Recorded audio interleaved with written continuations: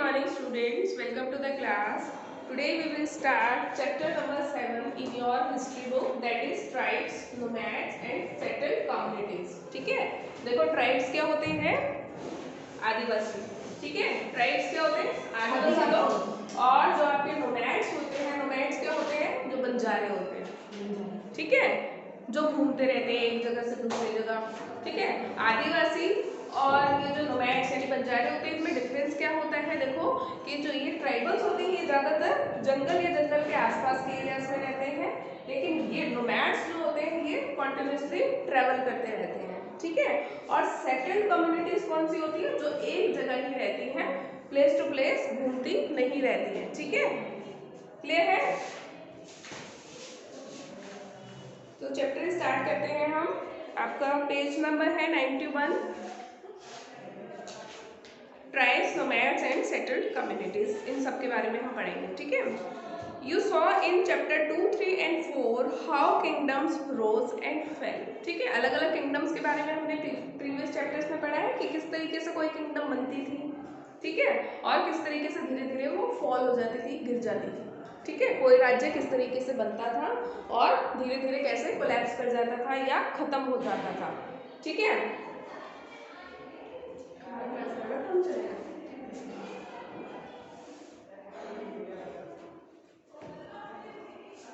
even as this was happening, new arts, crafts and production activities flourished in towns and villages. ये कह रहे हैं कि हालांकि ये सब चीज़ें तो चल रही थी कि कोई किंगडम बन रही थी, फिर वो ख़त्म हो रही थी, लेकिन इसके साथ साथ क्या हो रहा था? नया जो आर्ट्स है यानी कि कला थी, क्राफ्ट्स था, प्रोडक्शन एक्टिविटीज़ थी, वो भी फ्लरिश्ड, मतलब फ्लरिश्ड होना मतलब ग्रो कर रही थी धीरे धीरे. ठीक है, कहाँ पे? टाउन्स एंड विलेजेस में. यानी कि राज्य तो बन रहे थे, गिर रहे थे, उनका पतन हो रहा था, लेकिन साथ साथ जो आर्ट थी, क्राफ्ट था या प्रोडक्शन के जो काम थे वो भी गांव में, शहरों में धीरे धीरे फ्लरिश्ड हो रहे थे, यानी कि धीरे धीरे ग्रो हो रहे थे. ठीक है, over the centuries important political, social and economic developments had taken place. Centuries मतलब सदियों में. सदियों में क्या हो रहा था? देखो धीरे धीरे जो इम्पोर्टेंट पॉलिटिकल यानी कि राजनीति से रिलेटेड एक्टिविटीज, सोशल और इकोनॉमिक, इकोनॉमिक मतलब जो हमारी अर्थव्यवस्था यानी कि मनी से रिलेटेड जो एक्टिविटीज़ होती हैं वो, सोसाइटी से रिलेटेड जो एक्टिविटीज़ होती हैं वो, उनमें सब में क्या हो रहा था? डेवलपमेंट्स हो रही थी जो है धीरे धीरे, मतलब जैसे जैसे साल बीत रहे थे, शताब्दियाँ बीत रही थी, तो क्या हो रहा था? सोशल, इकोनॉमिक और पॉलिटिकल लाइफ में क्या हो रहे थे? चेंजेस हो रहे थे. पहले राजा महाराजा जिस तरीके से ग्रो होते थे, बाद में थोड़ा सिस्टम चेंज हुआ, मतलब वो हमने पढ़ा था ना पीछे चैप्टर्स में. क्या होते हैं वो? जो यज्ञ करते हैं और फिर बड़े राजा बन जाते हैं, क्या बोलते थे उनको? मंदिर में क्या बोलते थे उनको? याद करके बताओ. जो देखो जो लोग क्या करते थे, कुछ ऐसी एक्टिविटीज करते थे जैसे कि अश्वमेध यज्ञ करते थे, फिर वो बड़े राजा बन जाते थे, क्या बोलते थे उनको? बताओ. हाँ बताओ, भूल गए? क्यों? ठीक है, कल बताना. चेक करके आना प्रीवियस चैप्टर्स में उनको हम क्या बोलते थे और फिर क्लास में बताना. ठीक है, but social changes was not the same everywhere. लेकिन जो सोसाइटी का चेंज था, समाज में जो चेंज था, वो हर जगह एक जैसा नहीं था. ठीक है,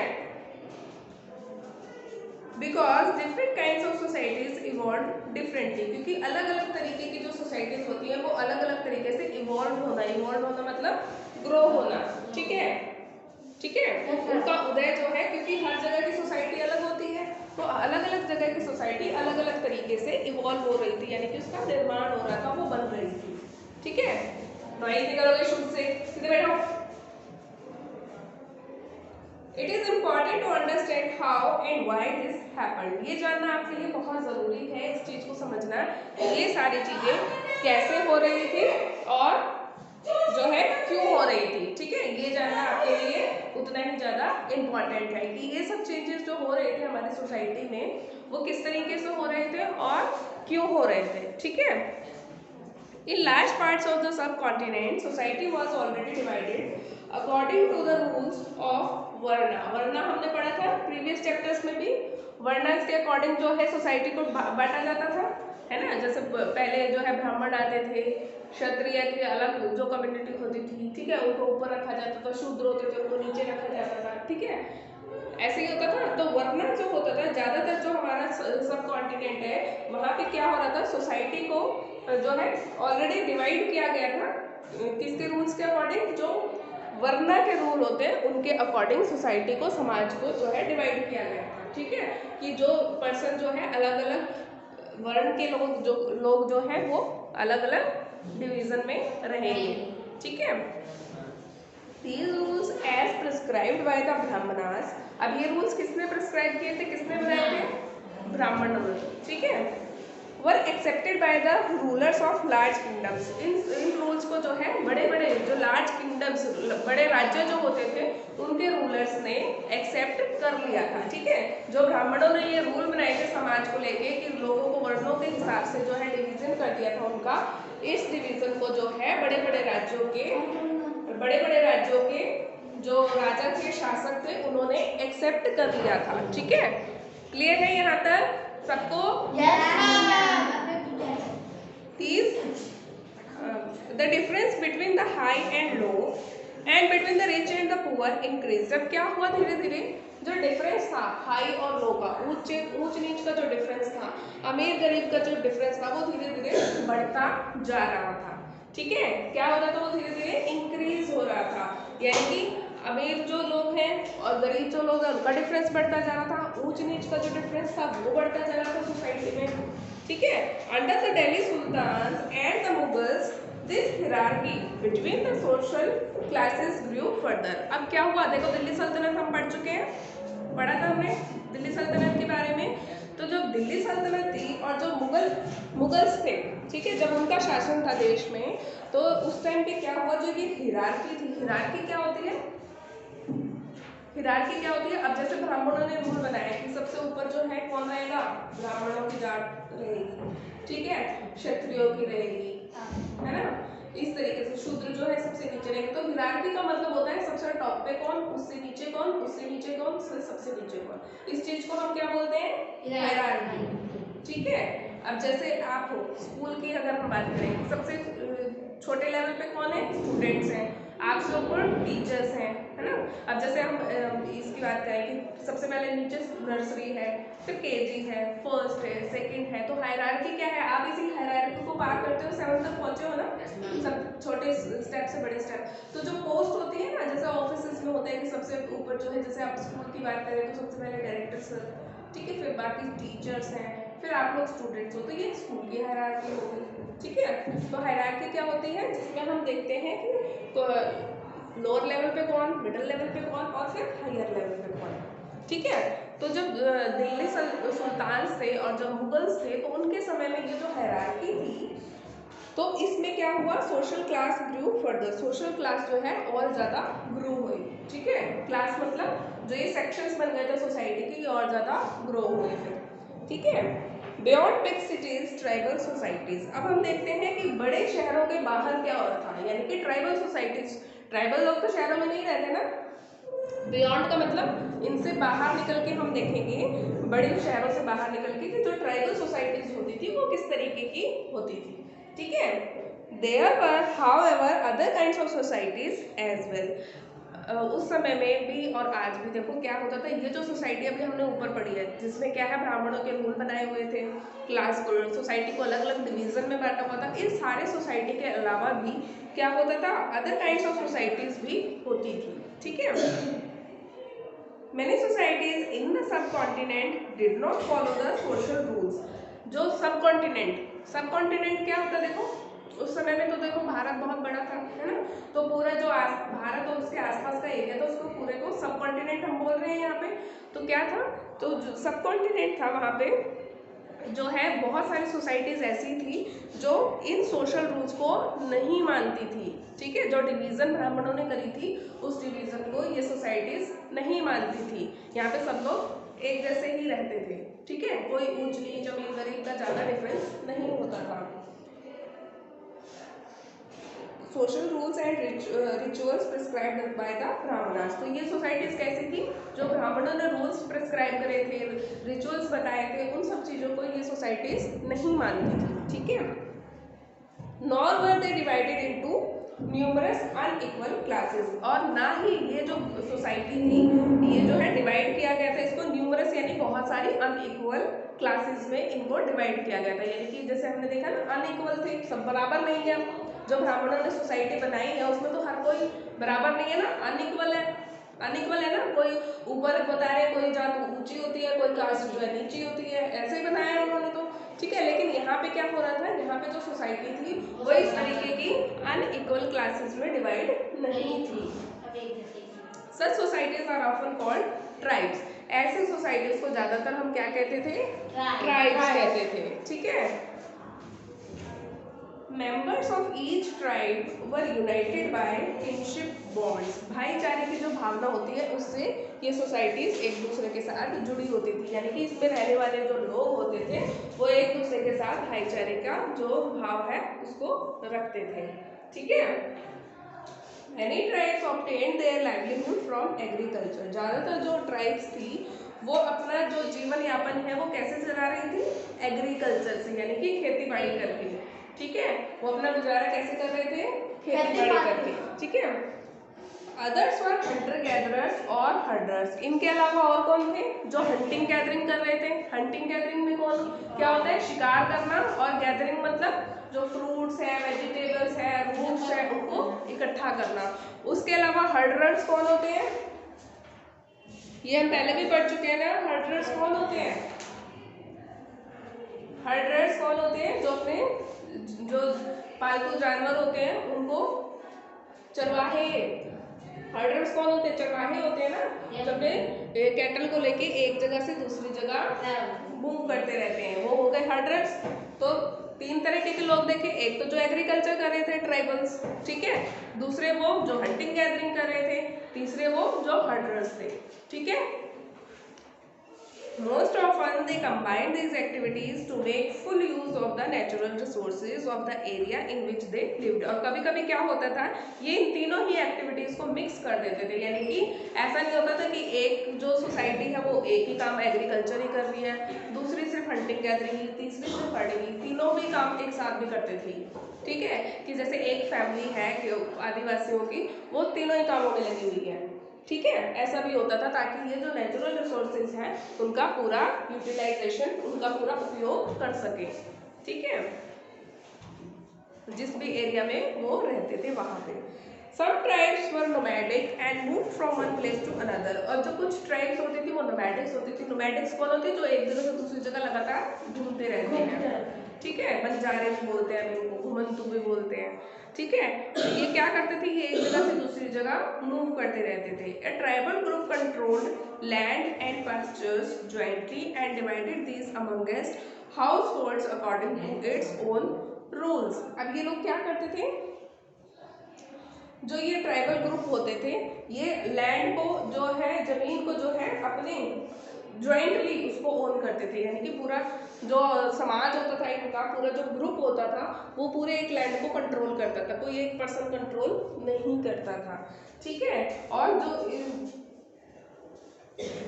हाउस होल्ड्स होते थे, यानी कि जो अलग अलग इस ग्रुप में परिवार होते थे, उनको जो है उनकी ज़रूरतों के अकॉर्डिंग उस जमीन को जो है बांट दिया जाता था according to its own rule. Its own rule का मतलब जो उस ग्रुप के अपने रूल होते थे उनको फॉलो करके। जैसे कोई ग्रुप है कुछ आदिवासियों का, उन्होंने अपने ग्रुप के लिए कुछ रूल्स बनाए।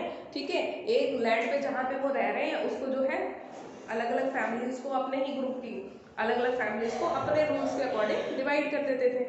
ठीक है, यानी कि ये लोग क्या कर रहे थे, इनके लिए पूरी सोसाइटी के रूल सेम नहीं होते थे, ये अपने अपने ग्रुप्स के रूल जो है खुद बनाते थे। Is that clear? Yes ma'am. Many large tribes thrived in different parts of the सब continent.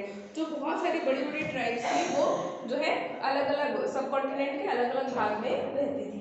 They usually lived in forests, hills, deserts and places difficult to reach। ये ज़्यादातर ऐसी जगह पे रहते थे जैसे कि जंगलों में, हिल्स यानी कि पहाड़ियों में, और डेजर्ट्स यानी कि रेगिस्तान में और ऐसी जगहों पे जहाँ पे पहुँचना मुश्किल होता है। ठीक है, तो ये लोग ज़्यादातर जो है ऐसी जगहों पे रहते थे। ये आपको याद रखना है कौन कौन सी जगहों के हमने नाम लिए हैं। क्वेश्चन आ सकता है आपके कि जो आदिवासी होते थे, ट्राइब्स होते थे, वो कौन कौन से प्लेसेस पे रहते थे। फॉरेस्ट में, हिल्स में, डेजर्ट्स में और ऐसे प्लेसेस में जहाँ पे रीच करना, यहाँ पे जहाँ पे पहुँचना जो है मुश्किल होता है। ठीक है, sometimes they clash with the more powerful caste based societies. कभी कभी क्या होता था, जो ये अभी हमने पढ़ी थी ना कास्ट बेस्ड सोसाइटीज, जो शहरों के समाज थे जो कि कास्ट बेस्ड सोसाइटी थी ना, कास्ट के बेसिस पे समाज को जो है बांटा गया था। तो कभी कभी ये जो ज़्यादा अब ये देखो जो शहरों में रहते हैं जहाँ पे राजा है, वहाँ के लोगों की जो कास्ट है उनको डिवाइड किया गया, वो लोग ज़्यादा पावरफुल होते थे आदिवासियों से। अब आपकी जो सोसाइटी है वो आदिवासियों से ज़्यादा पावरफुल है ना। तो कभी कभी इन दोनों ग्रुप्स में क्या हो जाता है कि क्लैशेस भी हो जाते थे। ठीक है, कुछ ना कुछ मतभेद, कुछ ना कुछ उनका टकराव ऐसा हो जाता था। ठीक है, आदिवासियों का ऐसे सोसाइटीज के साथ। In various ways the tribes retained their freedom and preserve their separate culture. अलग अलग तरीकों से, वेरियस वेज मतलब अलग अलग तरीकों से ये जो ट्राइब्स होते थे ये अपने फ्रीडम को जो है रिटेन रखते थे मतलब बनाए रखते थे कि हमारी जो आज़ादी है वो हम बनाए रखेंगे। क्योंकि जो नॉर्मल सोसाइटीज थी वहाँ पे तो क्या था, कास्ट बेस्ड था। तो कास्ट बेस्ड था तो कुछ जातियों को कुछ काम करने पे प्रतिबंध था, है ना। जो लोअर कास्ट थी उनको बहुत सारे कामों को करने नहीं दिया जाता था, है ना। कुछ चीज़ें होती थी जैसे जो पढ़ने लिखने का था वो काम सिर्फ ब्राह्मण कर सकते थे, शस्त्र चलाना क्षत्रिय लोग कर सकते थे। ऐसे होते थे ना, मंदिर नहीं जा सकते थे शूद्र लोग, महिलाएं नहीं जा सकते थे मंदिर, ऐसे ऐसे रूल्स होते थे सोसाइटी के। लेकिन ये जो ट्राइबल लोग होते थे ये क्या करते थे, अपनी फ्रीडम को मेंटेन रखते थे, बनाए रखते थे and preserve their separate culture. और जो इनका सेपरेट कल्चर यानी कि जो बाकी समाज था उससे जो इनका अलग सेपरेट कल्चर था उसको भी बनाए रखते थे। यानी कि ये जो मेन सोसाइटी थी जो कि कास्ट पे बेस्ड थी उस सोसाइटी से अलग ये अपनी फ्रीडम को भी बनाए रखते थे और अपनी जो है इनका जो अलग कल्चर था उसको भी प्रिजर्व करके इन्होंने रखा हुआ था काफ़ी समय तक। But the caste based and tribal societies also depend on each other for their diverse need. लेकिन अब क्या होता है, देखो जो ये कास्ट बेस्ड सोसाइटी है और जो ट्राइबल लोगों की सोसाइटी है ये बहुत सारी चीज़ों में जो है क्या होती है, एक दूसरे पे डिपेंड करती है। किस लिए, for their diverse need. Diverse मतलब अलग अलग तरह की जो इनकी नीड्स हैं, जैसे आदिवासियों की नीड्स हैं उस पर डिपेंड करती है। आदिवासियों के कुछ नीड्स हैं जिसके लिए वो बाकी जो कास्ट में सोसाइटी है उस पर डिपेंड करती है। दूसरी जो हमारी नॉर्मल कास्ट में सोसाइटी है वो बहुत सारी चीज़ों के लिए जो है आदिवासियों पर डिपेंड करती है। उनको जैसे मान लो जंगल के कोई प्रोडक्ट चाहिए है तो वो आदिवासी लोगों के पास जाएंगे उसको लेने के लिए। ठीक है, अब आदिवासी लोग हैं उनको मान लो अनाज चाहिए, वो तो ज़्यादातर जैसे शिकार करते हैं, हंटिंग गैदरिंग करते हैं, उनको ज़्यादा अनाज चाहिए तो वो शहर वालों के पास जाएंगे। ठीक है, तो ये क्या था, ये तो दोनों ही सोसाइटीज थी। दो सोसाइटी समझ में आ रही है ना किन किन की बात कर रहे हैं, एक तो जो कास्ट बेस्ड थी, दूसरी जो आदिवासियों की थी। ये सोसाइटी जो है अपनी अपनी जरूरतों के लिए एक दूसरे पे डिपेंड भी थी। ठीक है, this relationship of conflict and dependence gradually caused both societies to change. अब जो ये रिलेशनशिप था दोनों ही कम्युनिटीज में यानी कि दोनों ही तरह की सोसाइटीज में किस चीज़ का, एक तो कन्फ्लिक्ट का। कन्फ्लिक्ट क्या होता है, जो ये लड़ाई झगड़ा हो रहा था दोनों के बीच में, हो रहा था ना कि आपकी बातें हमें नहीं समझ में आती थी और जो है दूसरों की जो है उनकी प्रॉब्लम्स थी। ठीक है, तो दोनों सोसाइटीज के बीच में जो कन्फ्लिक्ट था, कन्फ्लिक्ट मतलब मतभेद जो था दोनों सोसाइटीज का, और जो उनकी डिपेंडेंसी थी दूसरी तरफ, वो दोनों सोसाइटी एक दूसरे पर डिपेंड भी थी अपने अपने नीड्स के लिए। तो इससे क्या हो रहा था, ग्रेजुअली दोनों ही सोसाइटीज धीरे धीरे चेंज हो रही थी इन दोनों ही बातों की वजह से। ठीक है, तो क्या हो रहा था, ये इन दोनों सोसाइटीज के बीच में कन्फ्लिक्ट भी था, कुछ ना कुछ मतभेद भी थे, एक दूसरे से प्रॉब्लम्स भी थी, लेकिन अपनी अपनी ज़रूरतों के लिए ये दोनों ही सोसाइटीज एक दूसरे पे क्या थी, डिपेंड भी थी। ठीक है, यहाँ तक टिक करेंगे, हमने यहाँ तक जो है कर लिया है। पेज नंबर 92 जो है यहाँ तक आपका कंप्लीट हो गया, टिक कर लो, कल इससे आगे हम स्टडी करेंगे। ठीक है, ये है, यहाँ तक पढ़ के आएंगे आप लोग। ठीक है, जो जिन जिन स्टूडेंट्स के पास बुक नहीं है कल बुक्स लेके आएंगे क्लास में, बिना बुक्स के कोई स्टूडेंट नहीं आएगा क्लास में। क्लियर?